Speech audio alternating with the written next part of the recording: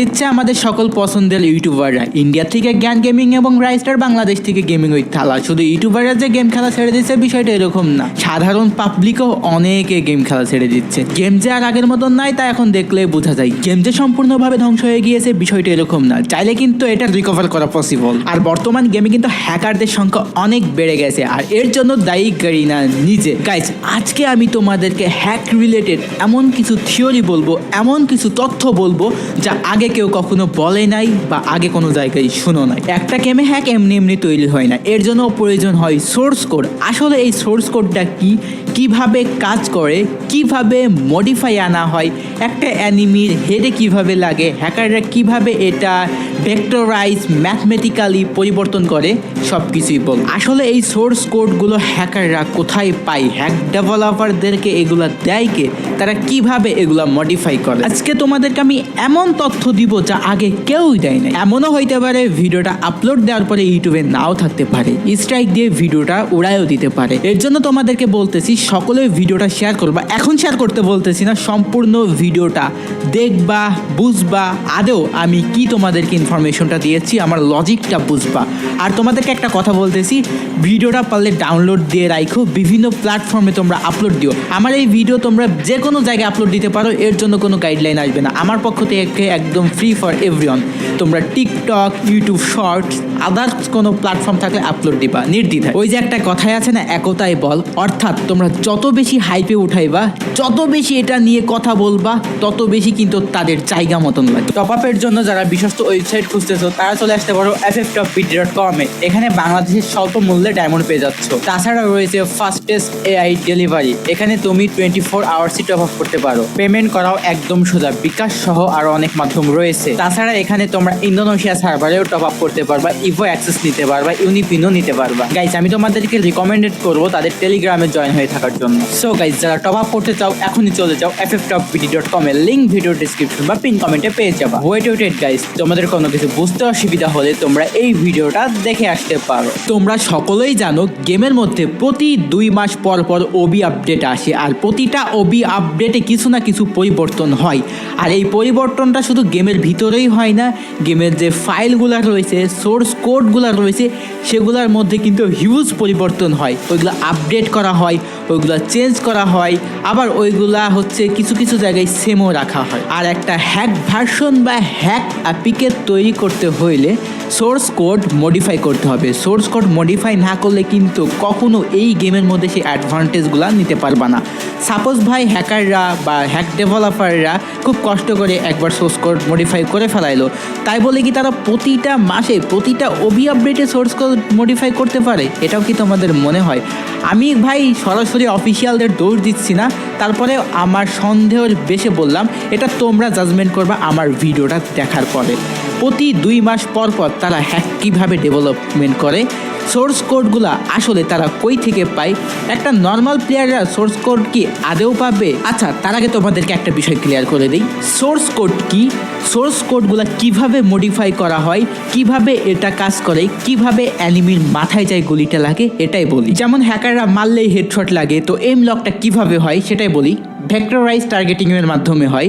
তো এটা কিভাবে কাজ করে? গেমের মধ্যে তোমার এইম আসলে একটা 3D স্পেসে ভেক্টরের মতো কাজ করে। যখন তুমি ক্রসেয়ার নাড়াও তখন সেটা একটা কোঅর্ডিনেট সিস্টেমে এক পয়েন্ট থেকে আরেক পয়েন্টে যায়। হ্যাকাররা কোডের এই ভেক্টর ক্যালকুলেশন অংশটা মডিফাই করে দেয় যাতে ক্রসেয়ার সব সময় অ্যানিমির মাথার দিকে অটোমেটিকভাবে লক হয়ে যায়। এই ভেক্টর মডিফিকেশন মানে হলো যে গেমের কোডে যে ম্যাথের ফর্মুলা আছে সেটা এমনভাবে বদলে দেওয়া হয় যে তোমার গুলি করার সময় এইম নিখুঁতভাবে অ্যানিমির মাথায় গিয়ে লাগে। অর্থাৎ সহজ ভাষায় আমি তোমাদেরকে বলি, যখন তুমি গুলি করতেছো ওই ফাইলের মধ্যে এমন একটা পরিবর্তন আনা হয়, তোমার গুলিটা অটোমেটিকভাবে অ্যানিমির মাথায় গিয়েই লাগবে। আর এটাকেই বলে এইম লক। তোমরা অনেকে বুঝতে পারতেছো না, অনেকের মাথার উপর দিয়ে যাচ্ছে, তো তাদেরকে রিকোয়েস্ট করতেছি সম্পূর্ণ ভিডিওটা দেখার জন্য, তাহলে আশা করি সব কিছুই বুঝবে। গাইস, রিকয়েল শব্দের সাথে সবাই পরিচিত, তো এটা কিভাবে কাজ করে, হ্যাকাররা কিভাবে এটা মডিফাই করে সেটা আমি বলতেছি।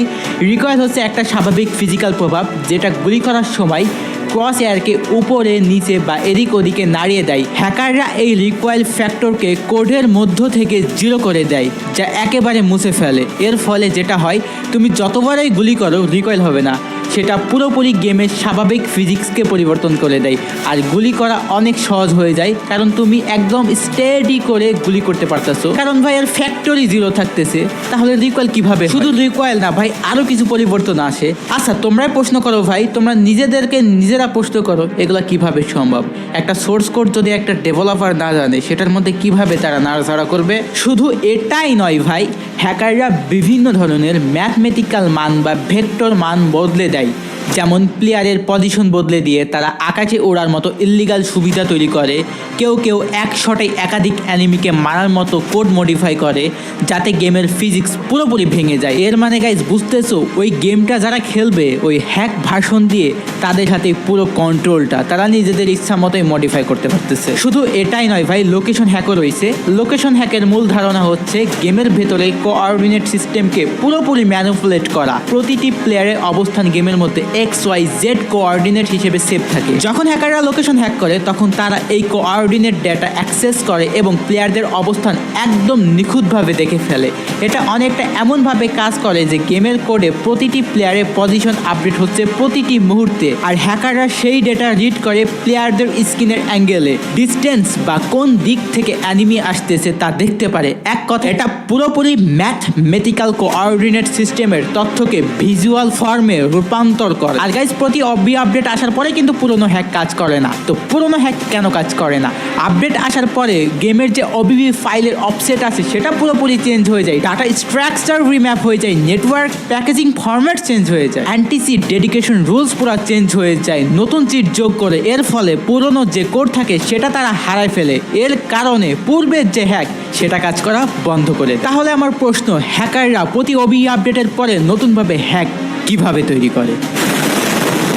আপডেট আসার পরে হ্যাকারদের নতুন হ্যাক তৈরি করার জন্য জানতে হয় নতুন আপডেটের নতুন ভার্সনের কোন মেমোরি লোকেশনে কোন ধরনের ডাটা আছে, আর বর্তমানে অ্যান্টিচিট কি ধরনের পরীক্ষা করছে, সোর্স কোডে কি কি পরিবর্তন এসেছে, সব কিছুই জানতে হয়। আর এগুলা ছাড়া একটা হ্যাকার কখনো হ্যাক ডেভেলপ করতে পারবে না। কিন্তু ভাই প্রতি আপডেট আসার পরে নতুন নতুন হ্যাক তৈরি হচ্ছে। তাহলে প্রশ্ন হচ্ছে, এইসব ইনফরমেশন তাদের কাছে কে লিক করছে? নতুন আপডেটের পরে এনক্রিপশন কি, coordinate system access, real time data reading tools, overlay visualization software, game memory modification tools, scripting বা ইনজেকশন টুলস, ডিবাগিং বা reverse engineering tool, packet sniffing tools, anti cheat bypass, development tools, সব কিছুই পরিবর্তন হয়েছে। তাহলে প্রতি আপডেটের পর এই ইনফরমেশনগুলো হ্যাক সেলার বা হ্যাক ডেভেলপাররা কই থেকে পায়? কারণ ভাই এই ইনফরমেশনগুলো আমার বা তোমার পক্ষে জানা কখনোই সম্ভব না, বা ওই হ্যাক ডেভেলপার বা হ্যাক সেলারদের পক্ষেও জানা সম্ভব না। তাহলে তারা এগুলো কোথায় পাচ্ছে?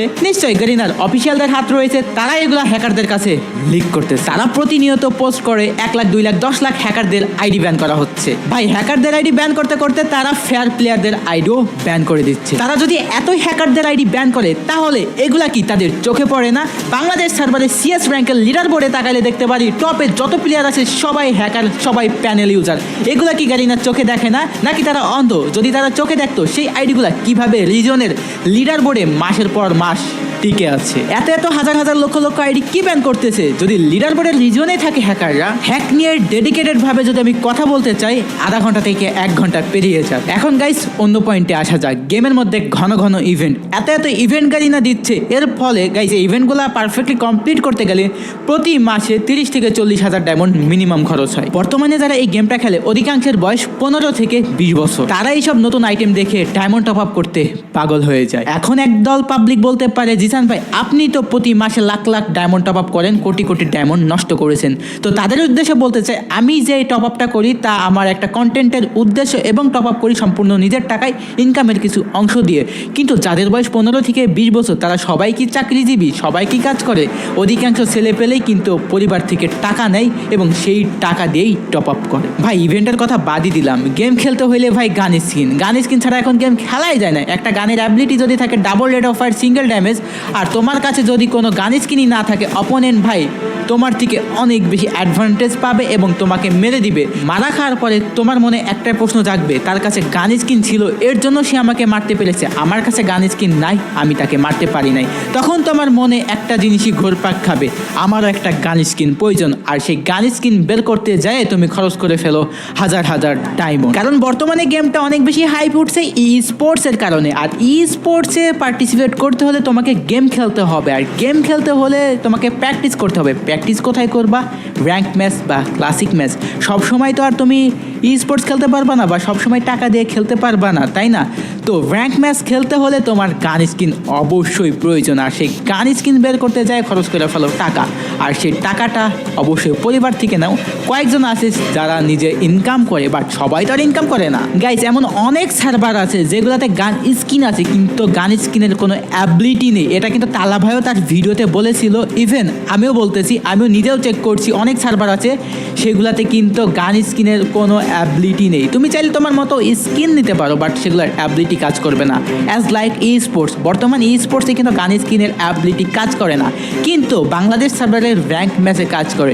আর আদার্স অনেক সার্ভার আছে র্যাঙ্ক ম্যাচেও সেই স্কিনগুলো কাজ করবে না, ইভেন ই স্পোর্টসেও কাজ করে না। তো সেই জায়গাটায় গাইস কোনো ভেদাভেদ থাকে না। টাকা থাকলেও তুমি গেম খেলতে পারো, না থাকলেও গেম খেলতে পারো। কিন্তু ভাই বাংলাদেশ সার্ভারে গেমটা হয়ে গিয়েছে পে টু উইন, অর্থাৎ টাকা আছে তো গেম খেলো, টাকা নাই তো ভাই চুরি করো, চুরি করে টপ আপ করো, এরকমই হয়ে গেছে যদি গেমে টিকে থাকতে চাও আর কি। গাইস ফ্রি ফায়ার গেম যে নিয়মে চলছে, এই নিয়মে যদি গেম চলতে থাকে তাহলে গেম আর বেশি দিন টিকবে না। ওল্ড অনেক প্লেয়াররা অলরেডি লিভ নিয়ে নিয়েছে, ইভেন গাইস অনেক ইনফ্লুয়েন্সাররাও কিন্তু লিভ নিয়ে নিয়েছে। আর গাইস হ্যাক রিলেটেড অনেক ইনফরমেশন কিন্তু আমি অলরেডি তোমাদেরকে দিয়ে দিয়েছি। আমি তোমাদেরকে রিকমেন্ডেড করব এই ভিডিওটা তোমরা ডাউনলোড করে রাখো, কারণ এনি টাইম এই ভিডিওটা ইউটিউব থেকে উড়ে যেতে পারে। আর এই ভিডিওটা তোমরা যত পারো তত বেশি শেয়ার করবা আর সব জায়গায় পোস্ট করবা। ইভেন ভিডিও ডাউনলোড করে টিকটক, ফেসবুক, রিলস, ওয়াইটি শর্ট সব জায়গায় পোস্ট করবা তোমরা। আর গাইস আমি তোমাদের পাশে সব সময় আছি, তোমাদের জন্য সব সময় লড়ে যাব। সত্যকে সত্য, মিথ্যাকে মিথ্যা সব সময় বলবো। ভিডিওতে লাইক না দিয়ে থাকলে লাইকটা দিয়ে দিও, আর সাবস্ক্রাইব না করলে সাবস্ক্রাইব করে আমার পাশে থাকো। দেখা হচ্ছে পরবর্তী কোনো ভিডিওতে, ততক্ষণ ভালো থেকো, সুস্থ থেকো, আল্লাহ হাফেজ।